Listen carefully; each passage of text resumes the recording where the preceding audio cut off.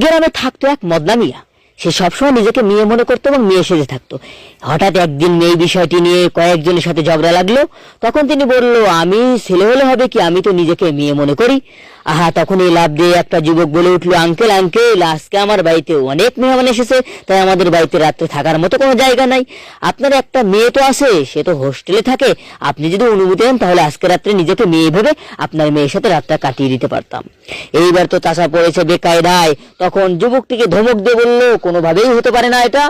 তখন সবাই ডাক দিয়ে বলল, ওহে বেটা শয়তান, তুই একজন ছেলে হয়েও নিজেকে মেয়ে দাবি করিস, তাহলে আমি কেন দাবি করে তোর মেয়ের সাথে থাকতে পারবো না? এবার তো চাচা মেয়ে নিজের কর্মে নিজেই ফেসে গেল। এরপরে চাচা মেয়ে সবার কাছে ক্ষমা চেয়ে ভালো হয়ে গেল। ওহে মুসলমান, এটাই বাস্তবতা। ইসলাম বাদ দিয়ে নিজের মতে চললে এভাবেই বিপদে পড়তে হবে।